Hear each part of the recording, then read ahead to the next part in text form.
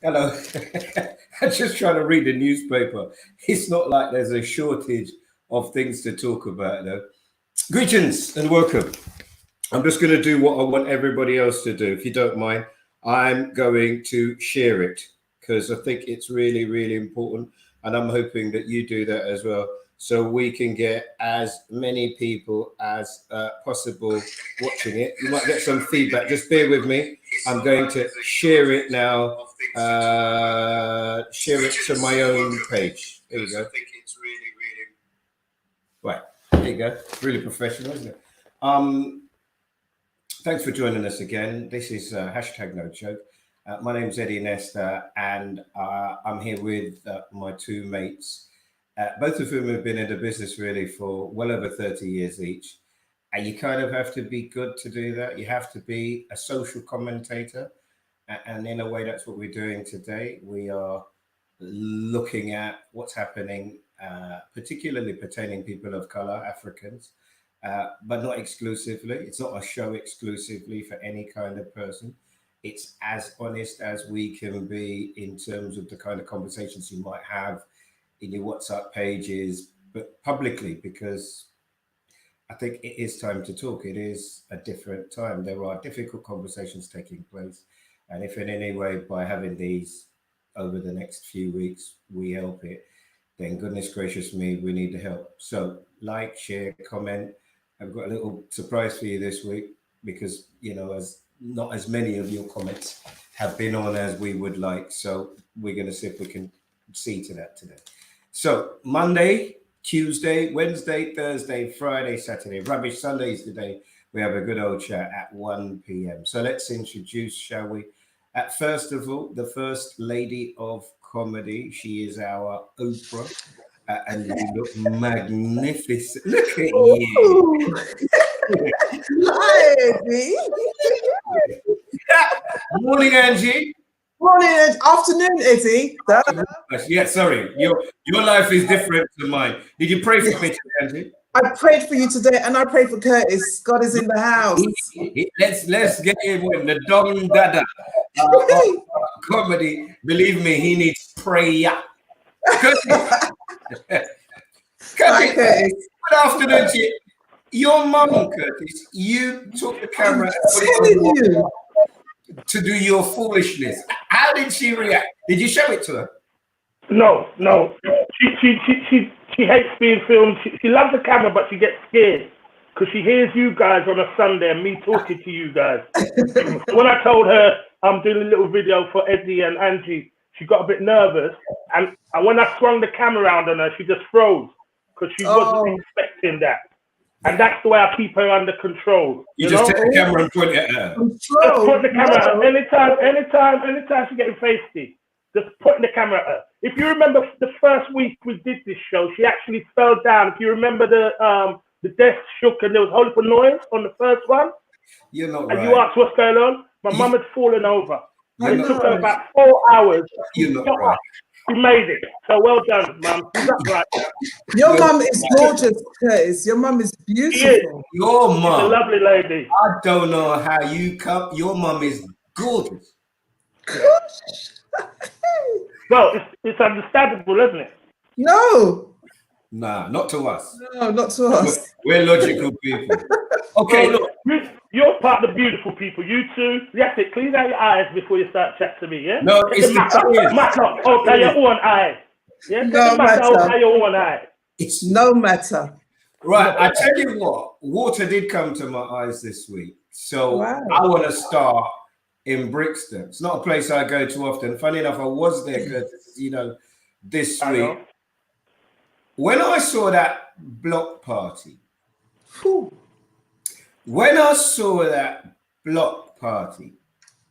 I mean, look, if you're watching on Facebook or YouTube, first of all, thank you, but get involved. How did you feel when you saw it? Curtis, what did you think? It's your manor. It's your part of town. You got to come in and explain what we saw. It could be oval. It could be Kennington. It's up there. But what I saw was this is a very American thing because we never used to have block parties as such. I think with the lockdown and certain things, people's energy has been suppressed, and you've announced you can go to this place, you can go and wear masks, don't wear masks. I'm talking about people having a release. I saw people behaving like animals. Don't talk about foolishness. No.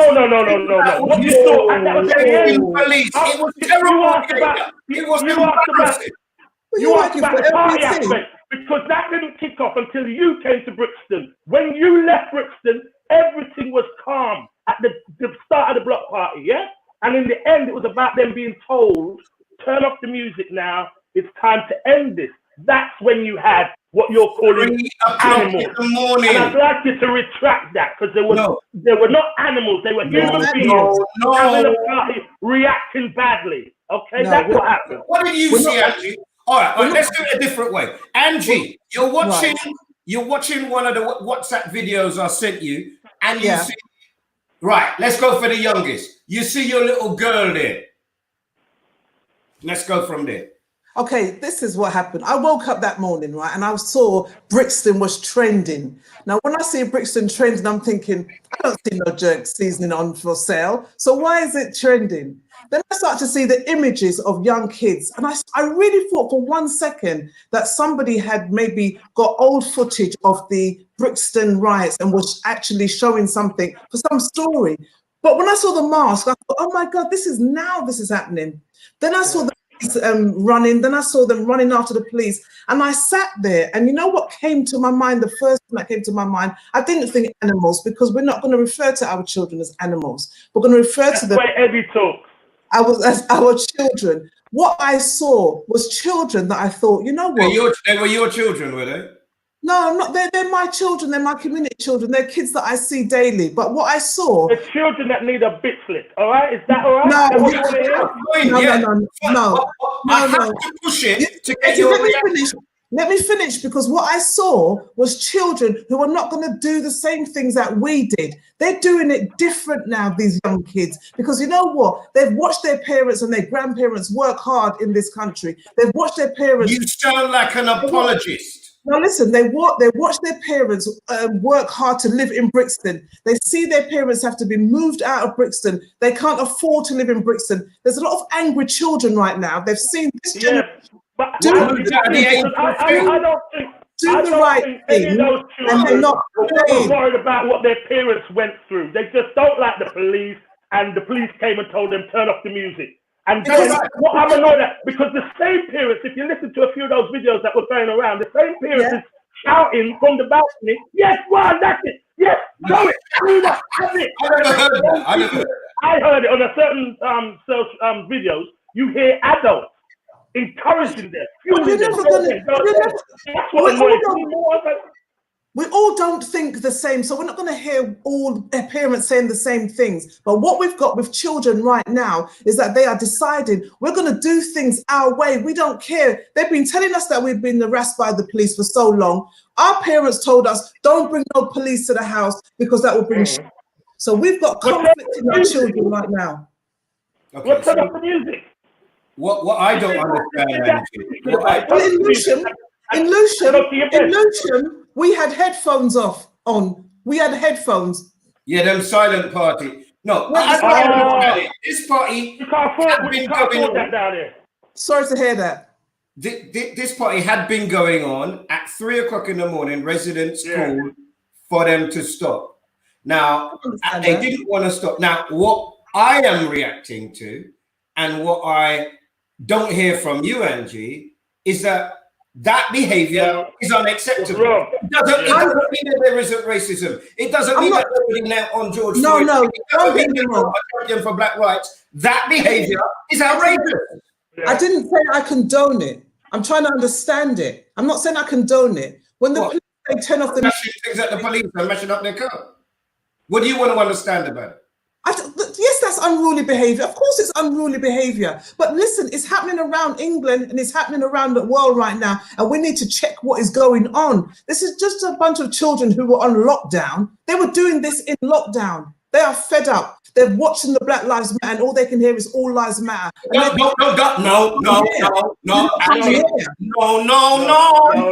You dare compare that to Black Lives Matter. Now listen, nothing to do with Black Lives Matter.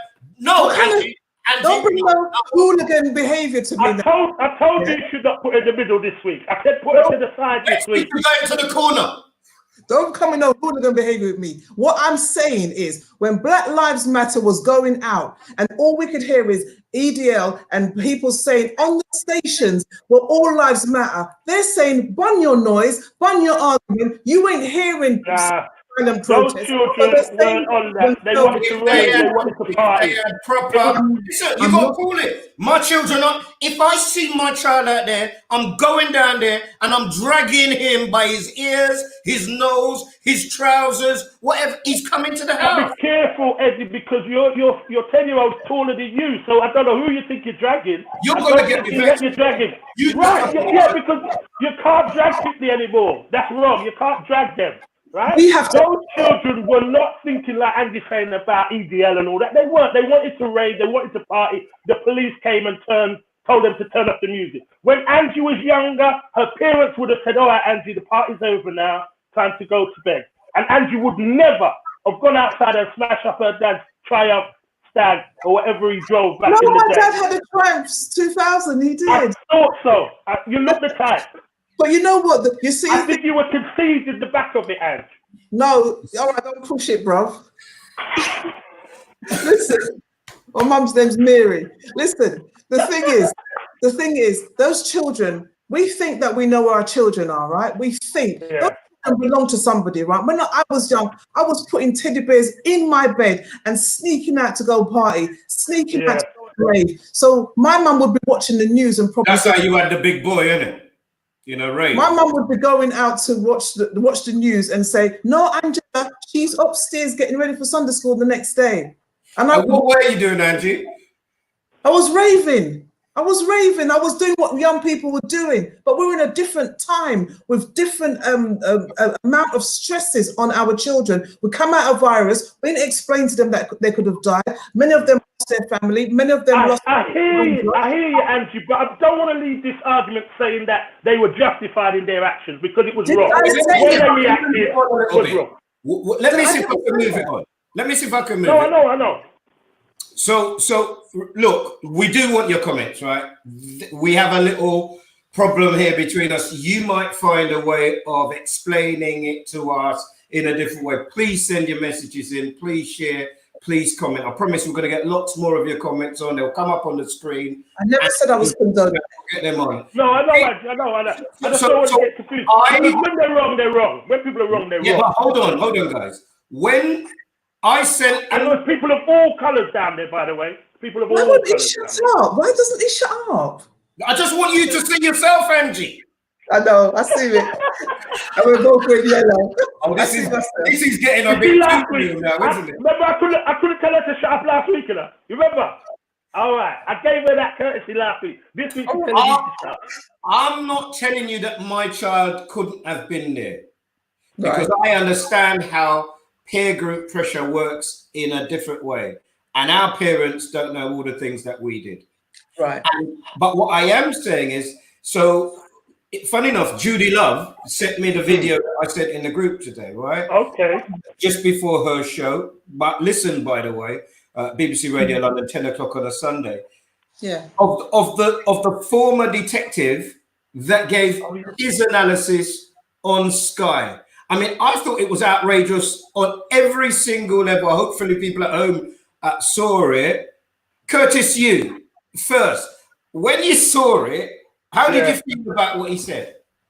I was, you know, to be honest, I'm a very cynical guy, so I wasn't that surprised. What scared me was this man was in charge during a certain time of his career. And you think about, if that's his opinion of young black people, what was he doing with all the power he had and who he sent to jailhouse and who he would have planted stuff on? It's just so sad, but indicative of what the power structure is in this country. Yeah, but Angie, he would have you believe that his opinion is formed out of his experience with young black people. I would argue that he's just a racist, and his attitude is just about being a racist and having that power. over black people or over anybody. But he was on there unchallenged. In that time to say that on national TV. Yeah, but you know, when they're talking about single homes and they're talking about mothers, and they're talking about no fathers in the home, and they work out their statistics as to the type of child that will be in the criminal sector or whatever, they are completely wrong, and they perpetuate the stereotype, which is if you come from a broken home, you are broken. But yet, if you go into the prison system and you go into any system or you go into the community, you find these children that you may find difficult to manage or work with are coming from all these homes. They're coming from everywhere. And I think it's very lazy when they say if they come from a single home, the black mothers are struggling, we've got to help the black mothers. We need to help mothers overall and support in how we raise our children, because what we've broken down is the village. We've broken down, we've separated them, we've made people think that they can do it by themselves. And you know, how hard is it to raise children? And if you can't have families stepping in and promote that type of upbringing, then it's going to be difficult whether you're single, whether or you've got two parents in your home. It's more difficult though if you're single. And of course it's going to be difficult, but it's not. And he said that in some of his areas in his constituency of Tottenham, they're like 70% of women who are bringing up children on their own. That can't be right. These things aren't mutually exclusive, because one thing you don't like, we do have a problem. We do. Well, we have to go back and get our fathers. We've got to go back and get. You shouldn't have run them out in the first place. Well, if relationships break down, we understand. But why does a relationship have to break down with the child? Why does the father have to think I've got nothing to do? And there are some mothers as well who, when the relationships break up, they feel scorned and they say, you know what, you can't have nothing to do with the child. All of those things have to be in our community. That is a lot of the issue, is that the children, they use the child as a kind of power thing over the father, and a lot of fathers want to be there for their children. This is what is not discussed, but are not made comfortable, or every block is put up in order for you to see your own children. For men, it's impossible sometimes, and yet the rhetoric is we're missing, fathers are missing, fathers are missing. And they shouldn't. I mean, about things not being mutually exclusive, Curtis. What you say is absolutely true. I've seen that. But in the vast majority of cases that I know, have been involved with, have reported on, it is not. That is not the story. If I did it in percentage terms, What is the story? Well, hold on a minute, because the guy says he's coming on Tuesday. She's got the child ready. The child is sitting there on Tuesday at 10 o'clock when the guy said he's coming. And you're telling me that and doesn't expect a reaction. So I'm just saying there is work to do, and I'm glad that this. So that story you just told, is your statistics outweighs the story of a woman who's been vindictive against the father in not allowing him to see the child, or he's not doesn't financially have the wherewithal to contribute. So that means because you're not paying any bills, you cannot see your child. The father that says I'm coming on Tuesday and doesn't turn up. I'm not saying that, but the child don't eat fresh air. The child can't go out in the forest and breathe in air. The child has to live. So somebody's bringing in money. And I'm saying, look, it's an emotional subject, Curtis. We know that, and we're getting proper deep now. I'm saying but good. It's a conversation that we have to have, where we say, where are the fathers and who is stopping the fathers, and also who is supporting the men to say, look, you might have broken down and you may think that 5 years becomes 10 years becomes whatever, and it's something that you can go back on. But you know what? Somebody has to intervene. There has to be an intervention. There has to be the people around that situation that can step in and say, this child, forget you guys, this child needs parenting. This child needs to know they are loved. This child needs to know that you don't hate this side of them. Because when you say, I don't like your father, you're saying, I don't like half of you. So all of this stuff is going down and going down. These kids are angry that they can't see their father. They feel rejected. They go to school feeling rejected. People look at them like they're a stereotype. Your dad's not around, so you can't be. So aren't you now just saying? I think the stereotype now is the one with Sky TV, but you don't like it. Say that again, Eddie. Aren't you now just saying what that guy said on Sky TV, but you didn't like it coming from him? No, it's not that. You know what? These people cannot sit down and tell our story just because they've ticked a few boxes. We've got to get out of that habit. It's like the BAME box that we tick. They group us together. They don't know. Yeah. I get that. I'm not saying that. I'm not BAME.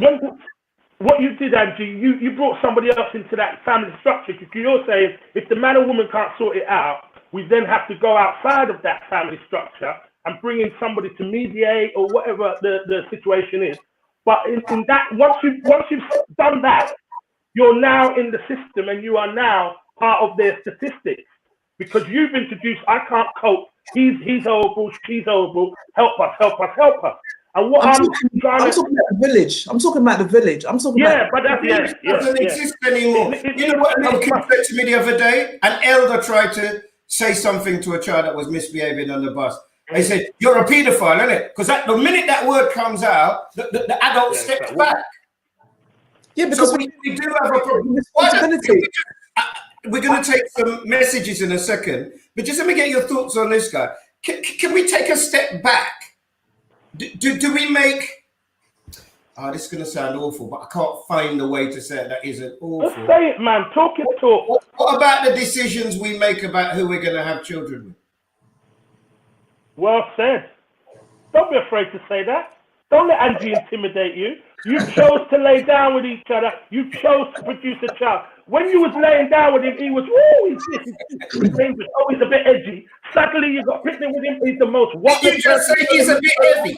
Is that what you just said? It's a bit heavy. Heavy. No. He's my brother. You saw his size before he came into the room.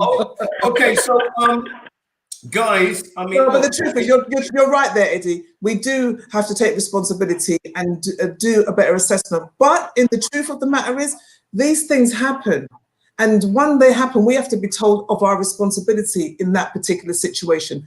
If you don't have a child, you know what you need to do to not have a child. If the child comes along, you are responsible. How can you run away? Yeah, but when you're 18 or 19, perhaps you don't realize the full commitment. It's not a doll.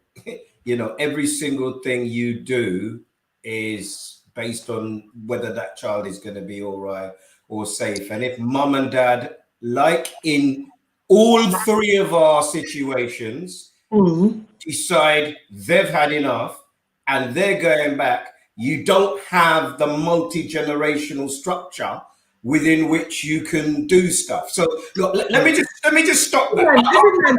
Every woman who is with a man who you know he's got a child must say to that man, where's your child? How can I form a relationship with you knowing that you've got a child that you do not see? We're all responsible for this. Come on. You got a child and I say, you seen your child yet? No, you haven't seen your child. No, what is that? What you got to understand, he's told you he had a child. But he's not seen the child. No, he's not. Yeah, but he might not be seeing the child. It might not be down to him. If you're with a man and he says, oh, I've got a child, he's giving you some information that a lot of people wouldn't give you. I'm saying. You'd be with them and 5 years later you worked out, oh, you had a kid before. Yeah, this is my third. What? I understand that, but what I'm saying is we are all working together. Maybe somebody can intermediate before we go to the higher powers and let them think that we can't manage things. That same shit, we all say, we're all right. He won't do to me what he did to his previous baby mother because he really loves me. I'm different. Yeah. And that's the romance that leads all of this. Look. And then brother and sister meets in a rave because you attract yourself. Ooh. Wow. What, you talking about people having babies with their cousin or something? No, well, the thing is, if you go to a club, right, and the guy's over there and a woman's over there, and they have the same parenting father, you will find they will find themselves. So this is a very important discussion. It's not something you can leave out there and not know where your siblings are. You could find them in the wrong way. I'm really uncomfortable now. I'll just tell you that. No, I just know Lewisham is a small village, boy. Wow. At least we wear headphones. So listen, lots of subjects to talk about. Thank you for all the people messaging Curtis, me, and Angie individually. And sorry for the biggest complaint, which has not been Curtis's lighting. or the fact that my mouth wasn't moving in sync last week. It was to do with the number of comments that we're getting on. We're literally getting hundreds and hundreds, and we're not getting them all on. So we're going to try a thing this week. So I'd like to invite the Lord, the Master, the Boss. Hello. Hi, Lisa. Hello, Eddie, Curtis, Angie. Hello, How you Lisa. doing? Blessings, everybody. We've got loads of messages coming in. Just keep them coming in. Jenny D says, loving the discussion. Sybil says, these parties are being held by stupid youngsters who don't appreciate the long-term effects of their ignorance. Mikkel says, big parties going in my area, very white, no police called. And Anika says, that cop is clearly dangerous and gladly free to air his views on black children and single parent fathers. Please like, share, and hashtag no joke. Just a birthday shout out to Rodney Cyrus's mum and Gail Dumont. Have a fantastic day. Happy birthday. See you later. Keep your messages coming in, please. Thank you. Thank you. Thanks, Lisa. Oh, sweet. Well done, Lise. Lise, next time you come on, if you do, I'd love to hear you. But I think you got the sound up a little high on your monitor. That's my IT experience. I love the kiss that Sorry. gave Eddie at the beginning. I love the kiss that Lisa gave Eddie at the beginning. That was so cute. Just sharing that. I didn't see that. Wow. What monitor have you got, Ange? The one with the unicorn and the rainbow. I'm not interested in you guys. So, Curtis Walker. Yes, sir. Is a banner with White Lives Matter racist? No, I honestly don't think it is. It just shows you're missing the point of it. You're welcome to fly your banners, White Lives Matter, fly it. But it just highlights how you're missing the point of Black Lives Matter. And the fact, and I said this in the week, the fact that you can tie your banner on the back of a plane and fly it, even just highlights even more about the systemic racism and the fact that black people, if we want to do a banner, it's a t-shirt or a flyer. You know what I mean? Black people ain't got that kind of money to go and fly it on the back of a plane. Do you know what I mean? No, I don't think it's a racist, and you're welcome to say it. White Lives Matter, go for it. But you're missing the point if that's what your argument is. So, Angie, this guy has lost his job. I think Blackpool Airport have said they're no longer going to allow people to have banners at the back of planes. Do you agree with Curtis? It's not racist? You know, it's a distraction. Do you know what I mean? And it's deliberate. When we are talking about Black Lives Matter and then someone says all lives matter, you think you just don't want to hear the fact that we are saying our lives matter. And that very much is racist. You won't let us have our say. Is the banner racist, Angie? We talk all white lives matter in its banner is not racist in that sense, like we know this, but the fact and the ulterior motive for why you are doing that is what I would deem racist, is what I would deem distraction, is what I would say, we are now talking about you again. And this is not about you. And why don't you think our lives matters? And our life is going to matter. If your life matters, our life matters. And until our lives matter, your life don't matter. So this is not this is not the game we're playing. So stop doing this, because everybody keeps talking about all lives matters. No. For God's sake, we're struggling here and we want people to hear our struggle and not think about you for 1 second. Is that not right? Is that not fair? Well, I don't know. I mean, for me, I'm interested in both of you say it's not racist, but it makes sense. Your argument makes sense in the justification for putting it up is racist, because you're trying against the backdrop of people asking for equality to make a point, right? Yeah, and we're talking about them. We're talking about them. Black Lives Matter is what we started this conversation to be about. And we're talking about people who say all lives matter. They're still getting the attention. We shouldn't even be talking about them. No, but it's important that they have their moment, because they're feeling, because I don't know about you, but I'm seeing a little change in the way I'm watching TV. There's a black person on pretty much every program at the moment. Huh? Oh, now, I'm not getting too excited, but it must be, if you're a racist or you're somebody who doesn't get it, sitting at home, you go, oh my God, they're taking over. Oh my God, they're only on the news. They're only doing commercials. Oh my God, who knows they eat butter? I didn't know they had butter. What they advertising butter for? So they're getting nervous and they're feeling their world crumbling around them, which it isn't. We know that. But they must be allowed to have their moment in the skies, flying their banners, doing what they want to do. But we mustn't be distracted. As Angie said, let's stay focused. Let's keep the pressure that whatever it is, I'm noticing a change out here in society. I'm feeling positive about what's happening right now, and I want to keep that going. Tell me about Uncle and the rice. Okay, this came in. This was a suggestion from one of your lovely viewers, Angie. Okay. Marcus wrote in that they're actually talking about Uncle Ben's rice. You know, the imagery. Yeah. Imagery of Uncle Ben's rice, Auntie Jemima, and certain products are having a discussion about changing the imagery. Now, I don't know if you remember when I was young, and you guys were probably in your teens, there was a jam with a gollywog on it. You remember the jam? I can't remember the name of it. Yes.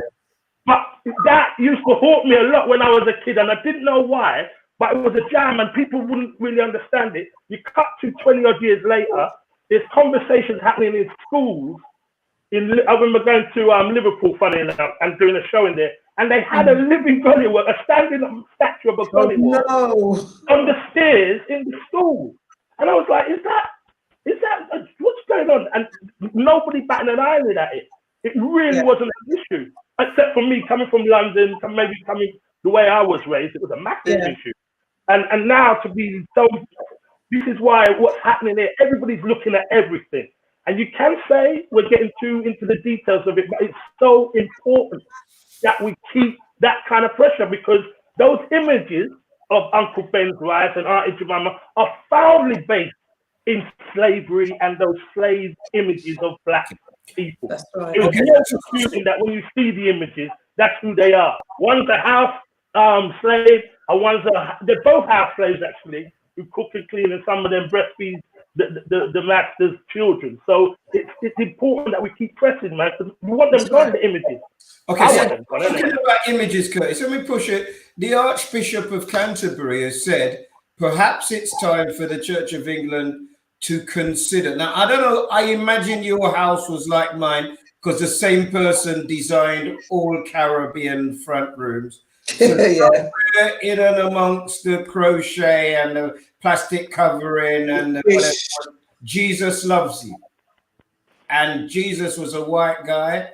And he is saying, perhaps it's time to consider the imagery or the image of Jesus as a white male. What say you to that, Angie? Well, you know, we always knew that Jesus wasn't white.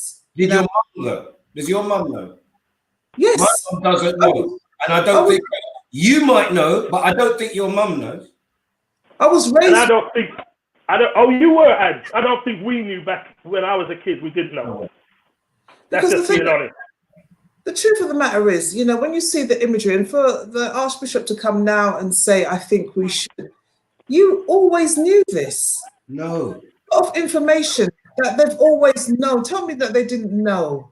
Where did you think? The thing is, they knew, Angie, but in Norwich. He was asked the question, does he think it's time to, and he, which he wouldn't have done a year ago maybe, he said, yes, those images need to be looked at. They need to be looked at. Now, Angie, what you've got to understand is there's knowing and there's showing, but there's black people who will not buy that Jesus is black. There are black people, African, Jamaican, West Indian, will not buy that Jesus is not a white man. And they would be the same people who would say coloured. The coloured fellow over there, the coloured man over there. They, you know, they are. It's tradition. It's been given to us, and we've just accepted it. Now, when they say it's a time to review it, you see, this is where we go with the church, right? The church is supposed to stand in truth. The church is supposed to be where we go and say, you know, you want to go down this line because you know that you're born again, and me and Curtis, we're dead and burned in the ashes. So I'm going to tell you my truth, because the atrocities that have taken place have had the name of religion backed on them. So as long as you're sure you want to go there, Angie. Listen, I was raised in the church, heavily raised in the church. Kojic, Church of God in Christ. Can't curl my hair, can't wear lipstick, can't wear trousers. I used to roll up trousers underneath my skirt and go to school and then roll it down. That's how I was raised. Yeah. And going to church was a part of my life. Then I left the church because I got older. I was in my teens, I was late teens. I can move on now. But then I started to look at God and look at God from a different perspective, not from a religious perspective, because that's the bit that we get conned in. Even Jesus Christ wasn't about religion, but man has made religion so that man can control. This goes back to slavery.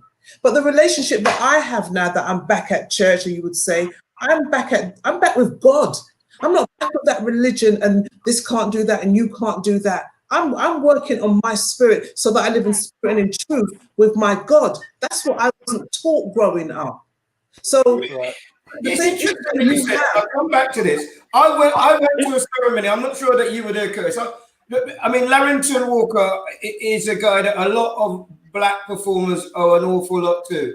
And when I went to his ceremony, it was the first humanist ceremony I'd ever been to. And it was really fascinating because it was to do with the goodness of humanity. It was to do with love. It was to do with honor.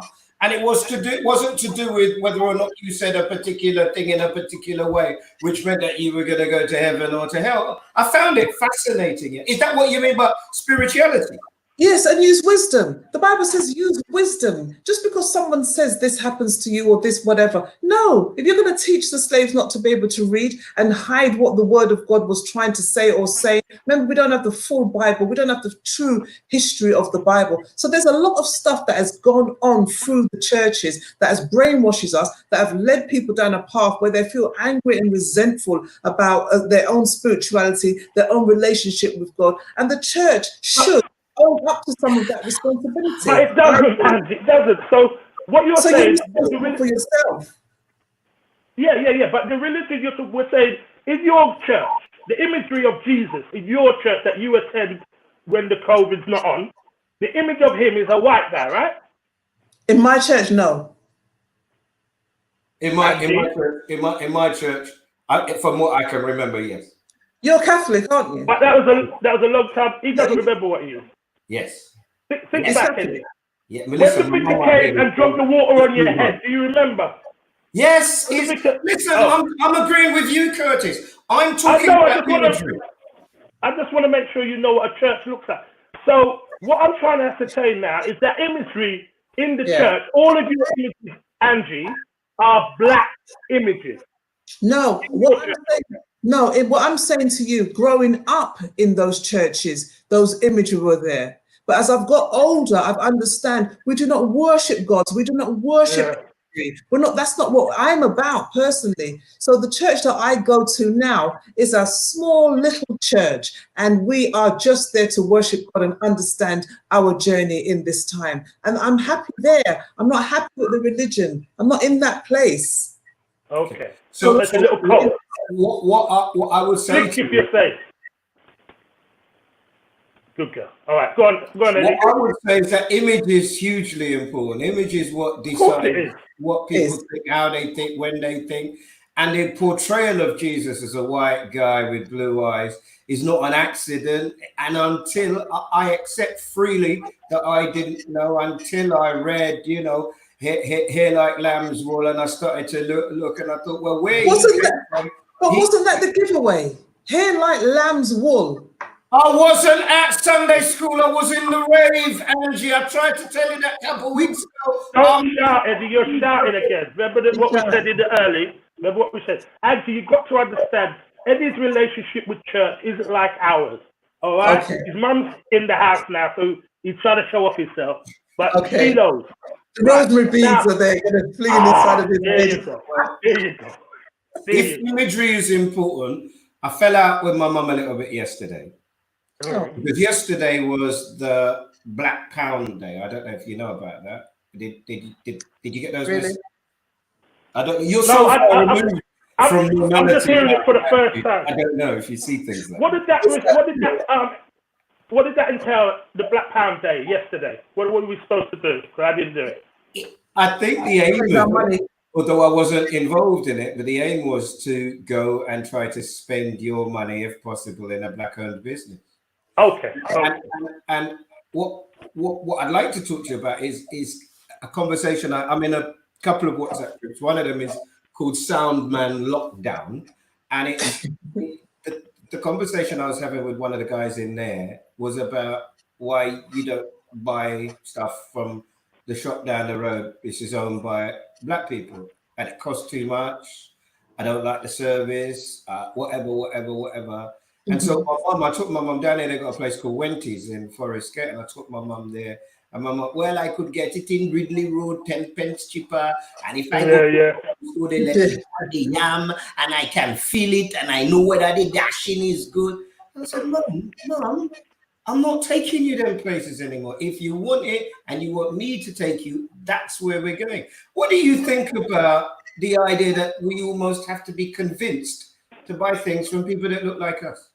I think it's very sad that we have to be convinced. And I think this is a great time to get educated on what we are doing and how we are moving forward with the Black Pound and being very deliberate. Because, you know, when you used to go to a West Indian shop that was selling West Indian food, yes, it was a bit more money. But if you didn't buy more money, because, you know, when the Asian community buys their food, they buy in bulk and they make sure that they sell it off to each other and they got it at a cut price. We haven't got that set up at the moment. So we have to spend that extra money at this moment, you know, because is how are we going to move forward if we don't deliberately go out and do that? I have a man on the high street in Lewisham that I have to deliberately go to him and buy his products because I know I'm deliberately investing in him. Because when I go to the Asian shops, I don't see our children working there. I don't see them. Whose children am I looking to send to private school? Our kids or somebody else's kids? We need to be really aware of what we're doing and how we are taking our money and giving it away. I'm going to be driving now to the Black Butchers to find out how I'm going to do that. So I have to plan my shopping. There's one near you, right? The Black Butchers. I saw him advertising. The Black Butchers is in Lewisham, isn't he? Tooting and Croydon. Okay. I found one that's in the Catford as well. So I've done the research that I can make sure to rush out and do. I don't cut you, Angie, but I cut you. I was online. I was talking to a young lady who is setting up a directory. You probably heard about it. That will include all black old, and that I'm very excited about. I think there probably is one already, Curtis. I think okay. I've got a mate, Paul, and he's come from Jamaica. Paul Lawrence, who does. He's showing me. Yes.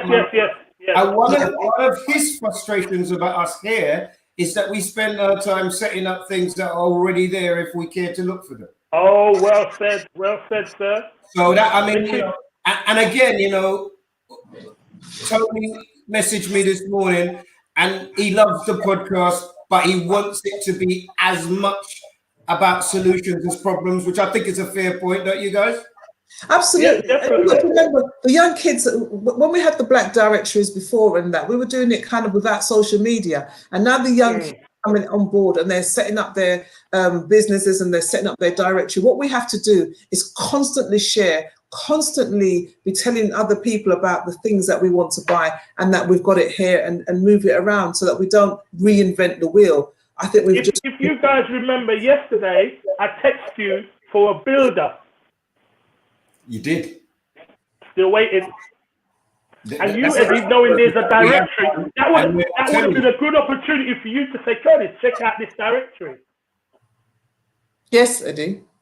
Time to find out what people are saying in the comments. It's a wonderful time. So let's invite the boss back. Hi, boss. Hello again. We've got loads and loads of comments coming in. Lots of comments. Ushma says, what do you think of the term BAME? No, should we get rid of it? It's rubbish. We're not using it. Bye-bye. Not using it. But we've got to find out what we want to be called. That's right. Much more positive name.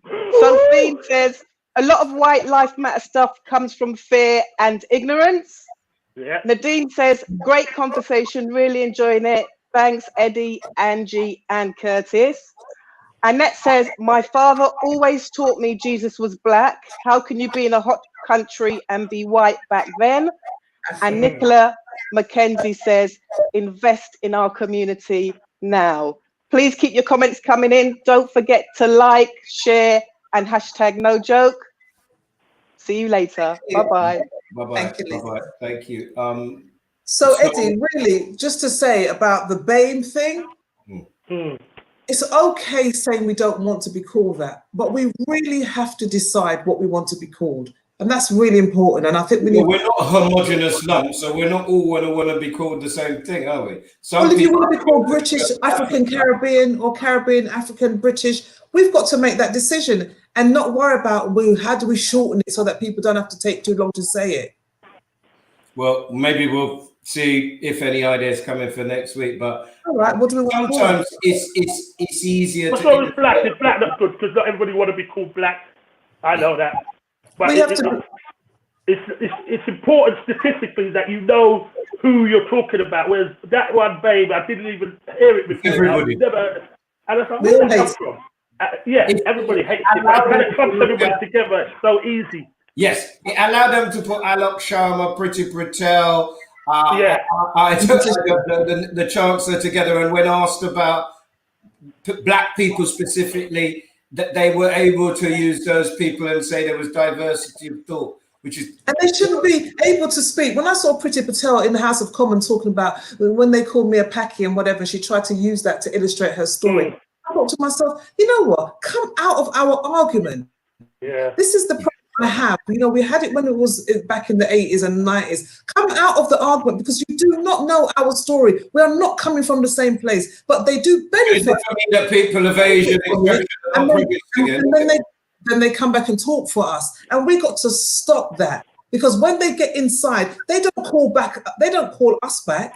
When we were black and Asian back in the day, we worked and we built together. When they got into position, I don't know any Asian people that went and called black people. We've got to stop talking soft and acting like, oh, we're in this together. I go into the Asian shops, I don't see no little young kids, no little young black kids working there trying to get money to buy their hair and their nails. We're not in there, but we're giving them our money. We must be very clear. They don't do it in the Asian community. They don't do it in the Jewish community. But we as the black community are sitting there. We need to wake up and smell this coffee because change is coming. It's going to be a radical. It doesn't come unless, you know, black coffee, yeah? Smell that black coffee ad. Yeah, I know. I think somehow we've got to a place where we're talking about going into a shop with people who look like us and we sound like racists. And well, hold on. Because if it wasn't an issue, we wouldn't be talking about it, Angie. Well, yes, but the point of the matter is we can't apologize for wanting to save our own and to be able to say, okay, if you're going to stop me from getting it, why can't I just go and get it from people and build it from there and not get in conversations about how do Isn't it interesting? This morning, Labour MP was sacked because she made a comment, yeah? She made a comment that might be anti-Jewish. And it wasn't anti-Jewish. No, yeah, in a tweet, a historical tweet. But she had to resign straight away. Angie has just said we have to start supporting our own. And when we're going into Asian shops, they're not having the same love for us that we should have for ourselves. And Eddie's on, why is that racist? It's not racist. It's about us. No, I'm saying. And Keir Starmer standing up for. And claiming she's down with us, and she's so not. Why do you think they're standing up for Jewish people then? Because the Jewish people will give them hell. They will pull down everything and make sure that we never forget. No, they don't. When have you ever seen Jewish people in a money? That's what he wants. When have you ever seen Jewish people jumping? No, they don't. There's a simple answer to this. And I've said it from day one of this thing. Economics. When Rosa Parks was sitting in the wrong place in the bus, and when in Bristol, if you look it up, you see they did it. It wasn't about the fact that we all of a sudden like black people, so we'll let them sit anywhere on the bus they like. It was the fact that nobody got on the bus. And so the bus couldn't work. Economics, capitalism couldn't exist. So all of a sudden, hip realized black people on the bus. It's about economics. Because the value, if you don't know your value, you know, when we were working in television, how many times did they say to us, Middle England don't like you, right? We can't reach Yeah, that main always. Oh audience. my Because God. they knew- You're black. they You're knew- Angie. You're black. But they knew that that was where you would maybe get a higher concentration of racism. So they couldn't appease them people. So they would rather reject us rather than stand by them. That's what was going on. So we understand. People But hold on, let me stop it because hold on. When Angie,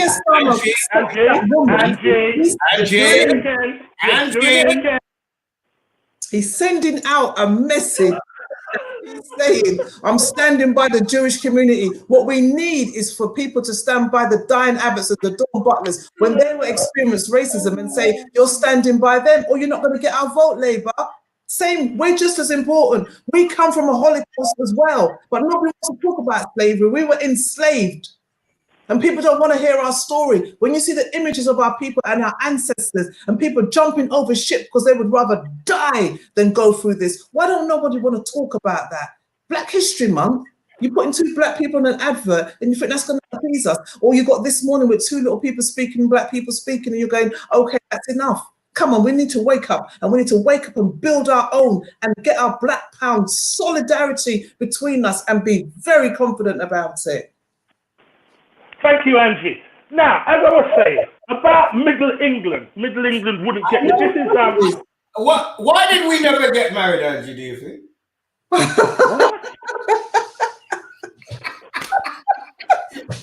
Listen, the thing I was trying to say to both of you, you both made me nervous this morning because you two both, and I've warned you, want to talk about Tim Westwood. Let's go. I didn't want to talk about Tim Westwood. It was Angie. Yeah, because you know what? I want to talk about Tim Westwood because there clearly is an issue here, right? And as much as people say the young girls that he's dated over the years were not underage, there is a behavioral pattern going on with this man who has power over the black music industry. This man who is up in his age at 62 years old, who can still be working on Capital Extra. When we got turfed out of Choice FM for being too old, for not being that marketplace, this guy is 62 when he's at Capital Extra. So there is a behavior, a white privilege behavior that is going on, that even though you've got a love for music, a love for our black women, or you've got a love for our tradition and everything, I can't knock anybody having a love for it. But what I do have a problem is us being replaced for the very thing that we love doing as well. So when I saw Tim trending over the last couple of weeks, and he's been trending a few times, and there have been women saying that they were, what's to call the word? Propositioned, harassed, whatever by him, or being approached by him at their young ages. Now, a lot of these women are not using their names because they probably feel embarrassed. They probably feel they probably feel like, I thought it was that and I didn't want it to be that, but it became that and I'm embarrassed. Now, what I will say to those women, if there are women out there that feel that they were wrongly treated, go to the police, because that's the only way it's going to be investigated. These are allegations that he's denying. But Capital Extra should take him off air while they go and investigate. See, what is the wall of silence around this brother? When he's doing his music, he can N-word, he perpetuated the N-word, pushed the N-word narrative. Angie, I don't cut you, but I'll cut you. Right. The problem with that is that there's so many black performers and artists who see this man as some kind of god to them. He's allowed to get away with certain things. And if you look at this is what racism, systemic racism looks like. I remember having a conversation with a white radio station owner, right?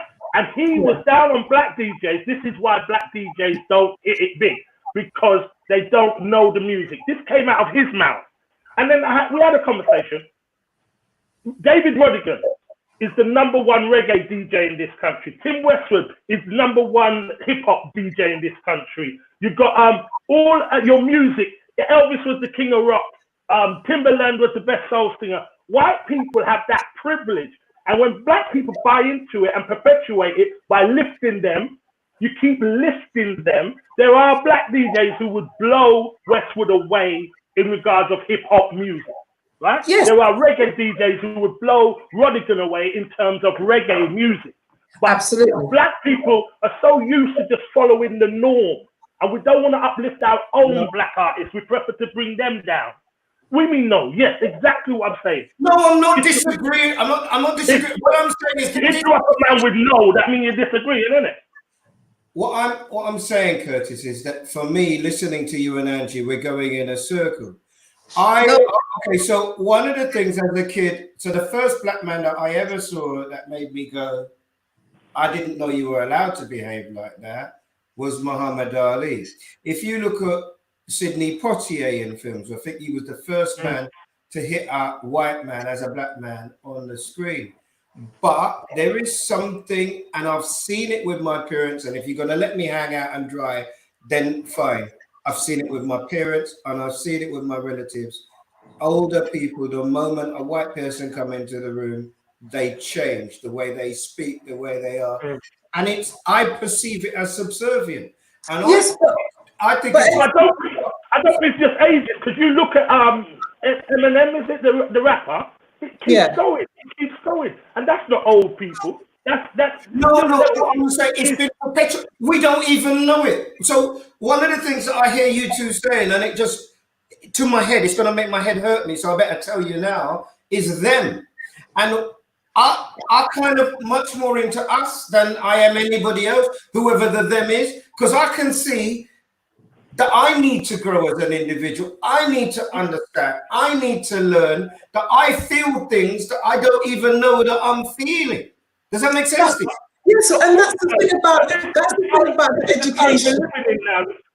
This is where we're living now. That's why we're doing this kind of casting. Everybody's feeling the opportunity to raise questions like that. We haven't had a chance to sit down like this at all. So although you're getting hit with the them, this is how we talk when we sit down and chat. Because we know who this is. We know that Rodigan ain't the best reggae DJ, because you, I, and Angie know 1,000 reggae DJs better. Yeah? And that's right. So why then? Why? And so, why? Because you said about your parents and that they grew up with, yes, sir, you could hear one on the phone. Hello. Don't let my parents, don't make my parents out to be your parents too. I said parents. I never said my parents too. Mom and dad. Everybody's parents we were brought over from the Windrush. They weren't born here. And my foster carer. Opportunities. So they humbled themselves. This generation, what we were told 10 times better, be 10 times better. What I was saying earlier, and we come full circle, which is the name of my book, we come to this point with the young people who are saying, I'm not bowing. They're not bowing anymore. So we can sit there and say, how can you be 62 on this young network that we were told we're not supposed to be on? And yet our young girls are complaining about you. And yet anytime young women talk about abuse or talk about sexual predators or whatever, we don't get the same air. If it was a bunch of little white girls, they would have said, oh my God, what's happening here? I don't know that that's true. No, they would have pulled him off and said, the protection of your ratings and your viewings, and because you've got people bowing to you and saying you are the best, because he's been given opportunity. We've not been given the opportunity, so we don't have to give it anymore. What we need to do is wake up and take the opportunity now and say, let me say something. Let me just say something. Not doing that anymore. Let me say something. It goes back to everything we've been saying today. It's about supporting black businesses. It's about uplifting black people, and then that changes. Because like you're saying, the rhetoric, we always prefer to go and get our music for somebody who doesn't look like us. Get our food from somebody who doesn't look like us. Listen to a radio station from guys who don't look like us. It's got to change. This is a new dawn. Think about it. Think about how you listen to music. Think about who is not benefiting from that. Think about the food and where you're going to buy the food and who is the person that owns the franchise. Think about do the little research just to go, am I putting back in? Because if I'm putting back in, I'm sending another set of children to get educated. I'm doing it deliberately. And I think that's important. And I can't wait till somebody who's been investigated, somebody who's been called out about sexual abuse should be, what's the name, investigated, and that network, Capital Extra, should either take him off hold until they find out what is happening. Yeah. People who have suffered, and that's not right. And I think possibly there's a case to answer. And the pirate radio anybody who's been in the business, anybody who's been in the business or been around it is anyway surprised. So I'm not sure how they're going to do that, because I'm sure they would have been aware before they hired him about his inclination. And they didn't care because what, it was young black girls. They didn't care. Let's call it. Hang on, Ange. They let Jimmy Savile run for about 20 years with his career, and everybody knew it wasn't a secret. Gary Glitter also. There are a number. Yeah. Maybe we'll touch on this next week. Listen, yes or no, both of you, before we end, is there a complexion for protection? Is there a complexion for protection? As in, white people get away with different things. Do you think if Tim Westwood was Curtis Walker, he would still be on the air now? You really want us to answer that? Of course. Okay. So look, let me thank you both for today. It's the only thing missing from this is food, isn't it? So listen. This is the end of week. You can't. We're halfway through it. I'm still buzzing. I'm still enjoying it. You still scare me, excite me, make me laugh. So I'm still in love with the both of you. I hope everybody else feels the same way. Curtis Walker, Angie, God bless you. Look after yourself. I appreciate you. Look after yourself. Thank you for watching. Thank you for listening. Really important that we keep it as close as we possibly can to an hour. As I said, nobody's trying to teach anybody anything, tell you what to do. It's about providing a platform for conversation, which you may well choose to continue at home, in your workplaces, or if you're like me, talking to yourself. Please share, please like, please indicate to people that we're doing it.